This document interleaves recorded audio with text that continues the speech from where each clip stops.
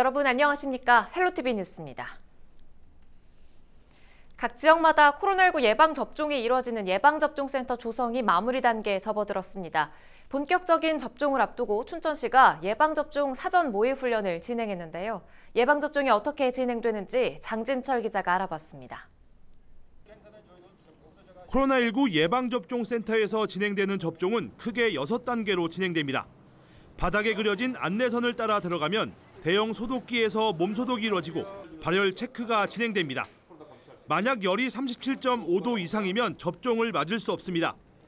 37도 이하일 경우에만 예진표를 작성한 뒤 본인 확인을 거칩니다.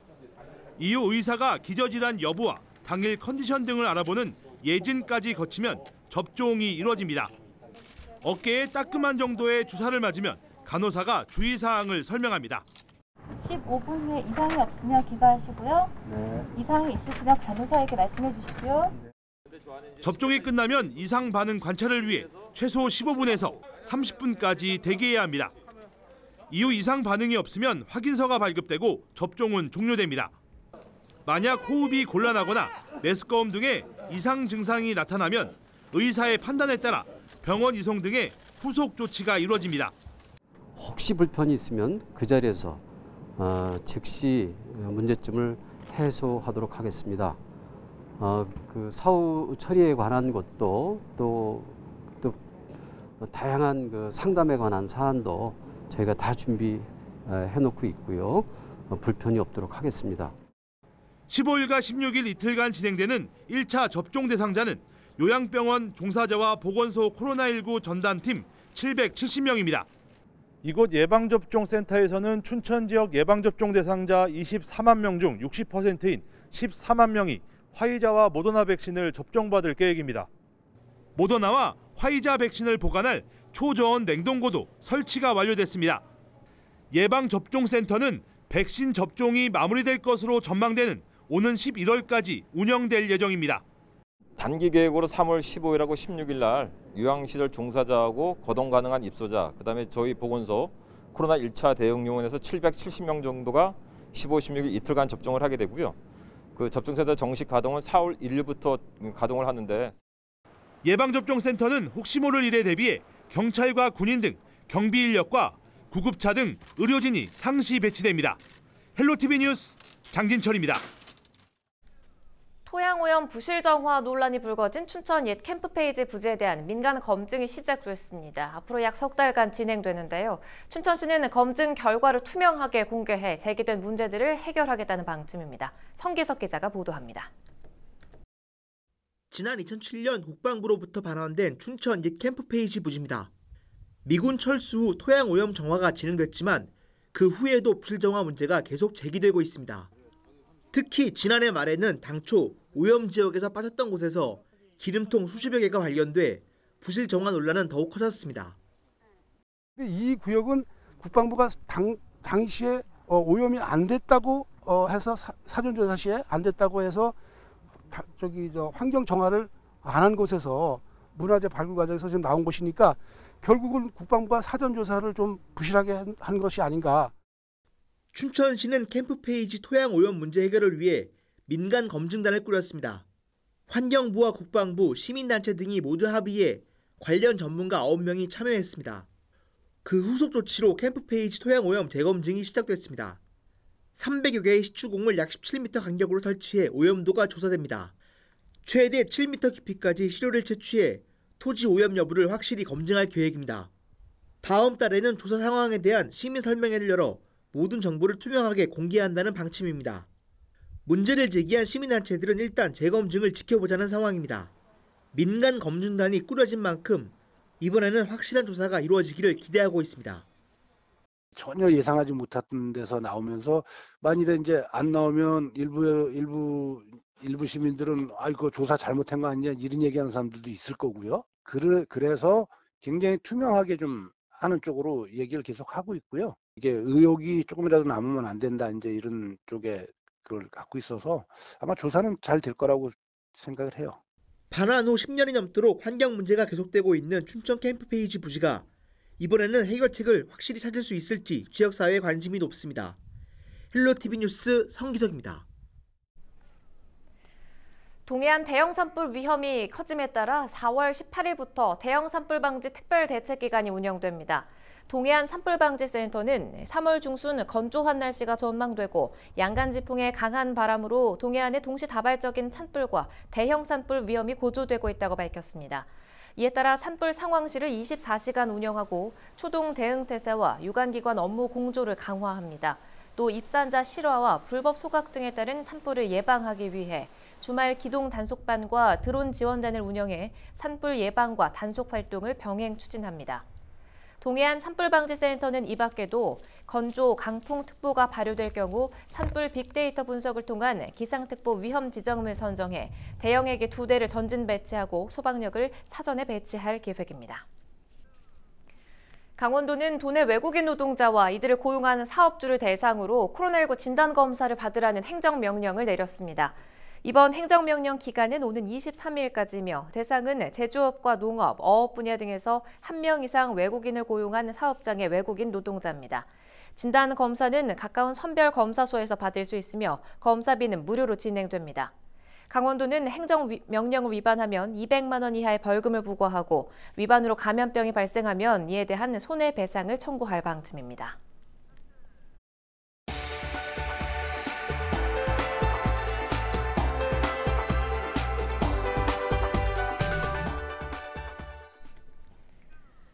강원도의 미래 산업으로 기대를 모으는 전기차 산업이 최근 본 궤도에 오르면서 생산단지가 위치한 횡성이 주목받고 있습니다.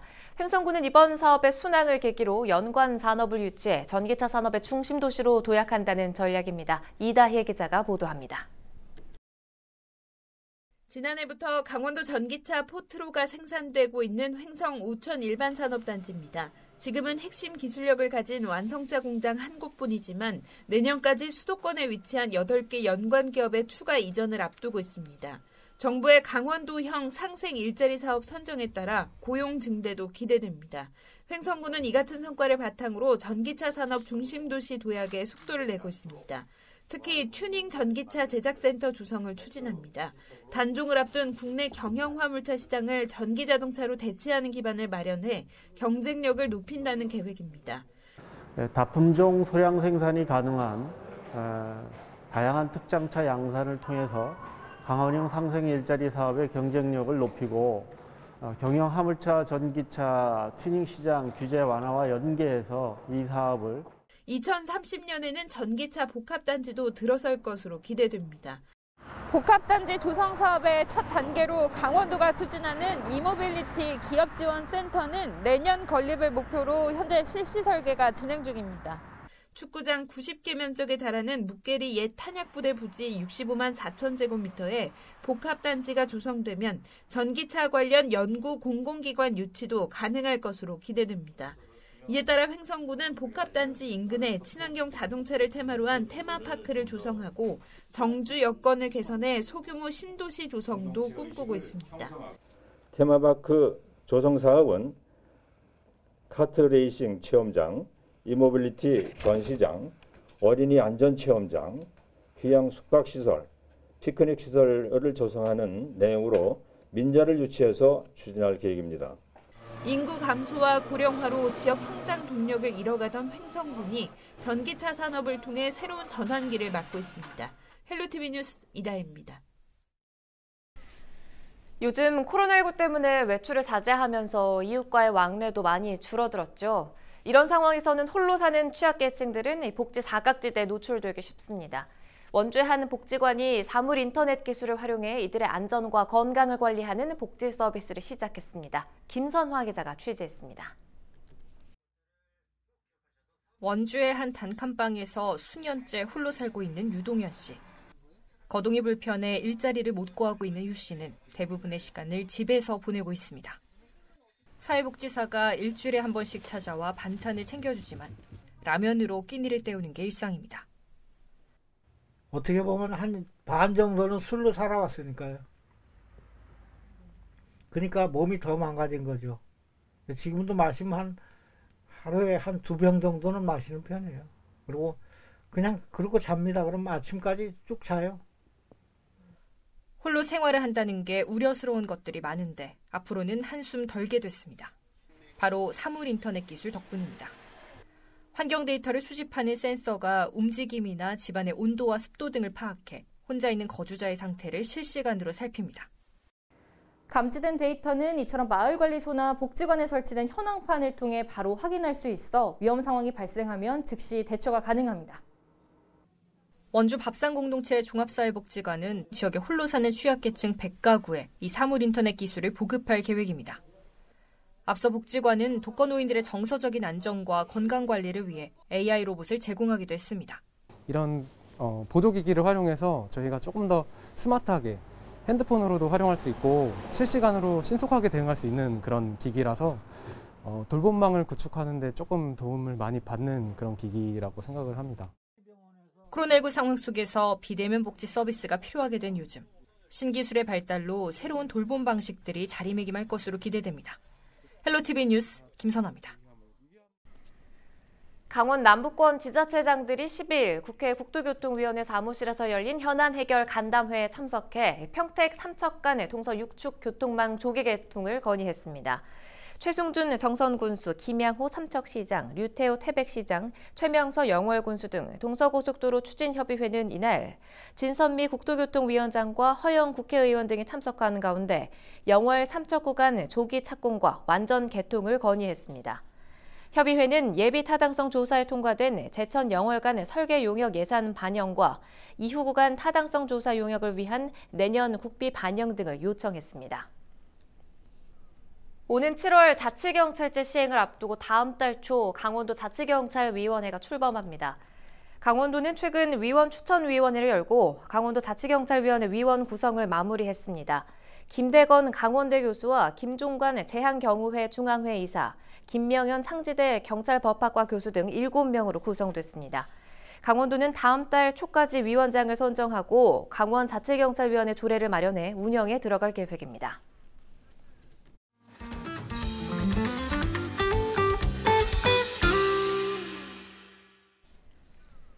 우리 지역 소상공인들을 응원하는 경제 살리기 프로젝트 동네 가게 함께 가게입니다. 이번 시간에는 오랜 역사와 청년 상인들이 함께 어우러지는 강릉 서부시장에 가봅니다. 박건상 기자입니다.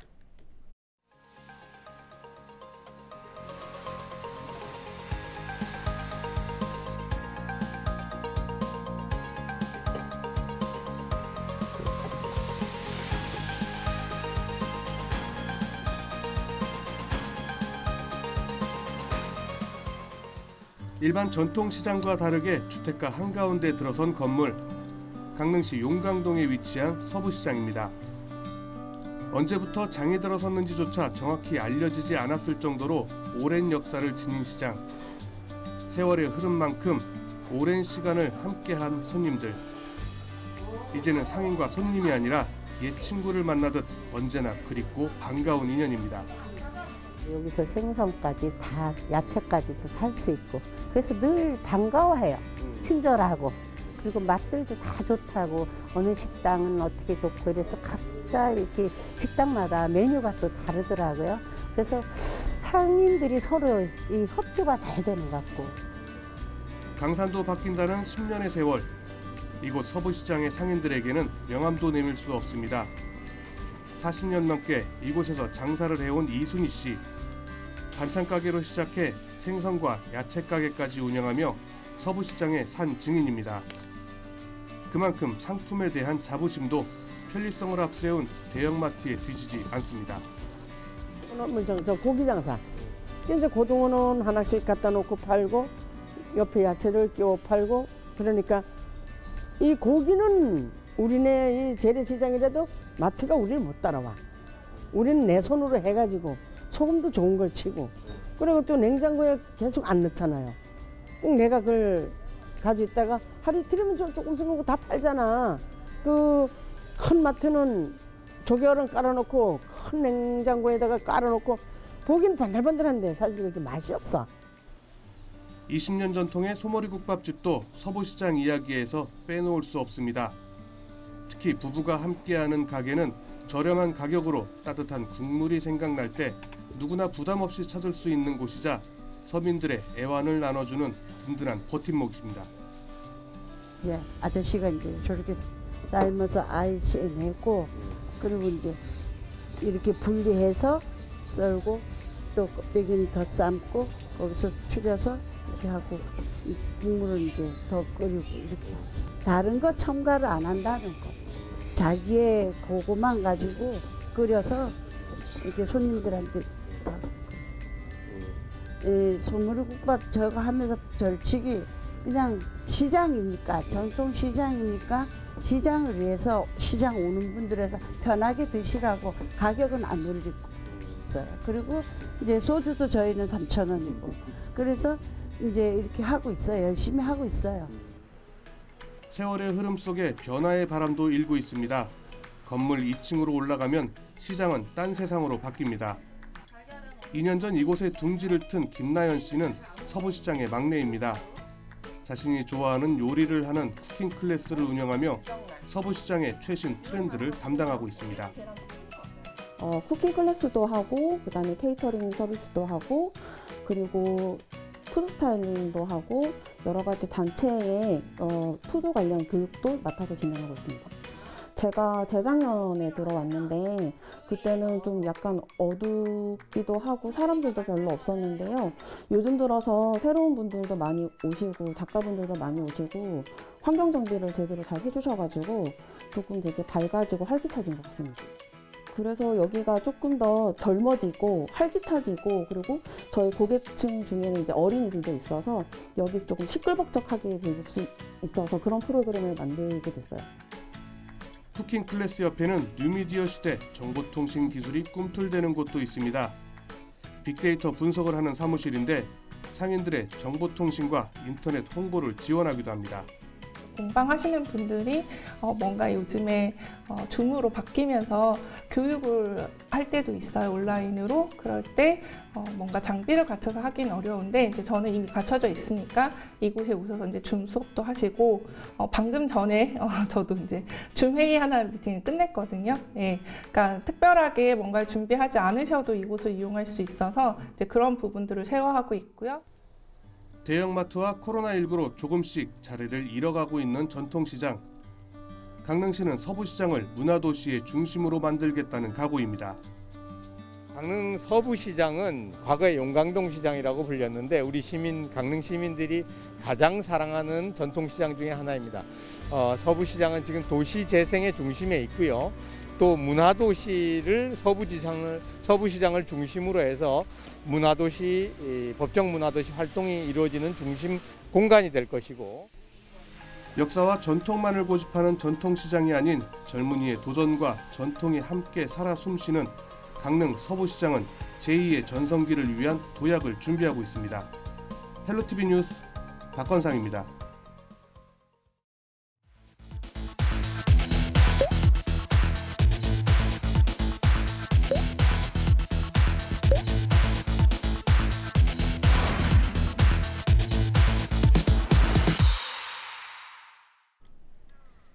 코로나19 발생 이후 걷기 여행에 대한 국민들의 관심이 증가한 것으로 나타났습니다.